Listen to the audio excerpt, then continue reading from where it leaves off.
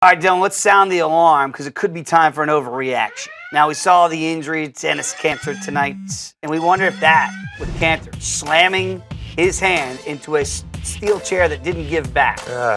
Steel chair is undefeated. In wrestling and in basketball. Could this actually affect Russell Westbrook's MVP candidacy? Because with that forearm fracture, after punching that chair in the win tonight, he's going to miss 6 to 8 weeks. Yeah. So there goes your big fella, and that helps getting some assists.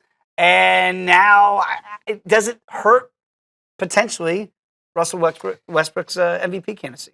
It could. It's hard to say. It depends on how Russell and the team responds. If they can win games, and they can not only stay afloat and tread water, but they can win, and you have no Kanter.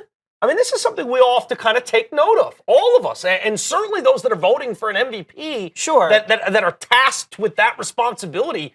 I don't know that there's ever been a year where it's more important to take every factor and calculate that into your decision. This is part of the factor. Now, if they slip off and they start to lose, I think it could be okay for Russell because if they don't win as many games as, say, Harden and the Rockets, and they start to fade a little bit, even if they're flirting with that 7-8 seed of missing the playoffs in the Western Conference, it's not going to help Russell's chances, but you have to factor this in.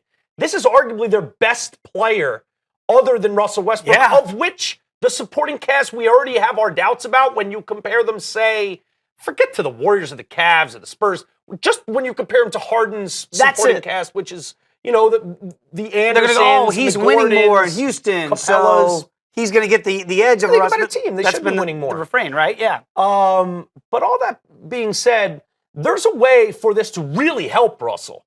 If the numbers stay where they are, if they can win games, and we're able to throw in, and they don't have Kanter because of the stupid forearm chair, and he still wins and does these. Then I think this could really distance him from James Harden. That could be the one thing Harden doesn't have is now there's no argument with no Kanter for 6 to 8 weeks. Who has the better supporting cast? It's clearly Harden. There's no argument anymore. I already thought it was that way. Now it's not even close. And if he can win games and they can win games, you think like then it could help his cause because it just shows how much he has to do to propel this team to victory. Do you think like Harden would be like, hey, Clint Capella, go slam your hand. Like, I got to equal. He Galulis him? Right? Why? I got to take out one of my big men because that Beard, why? Just because you wanted the MVP.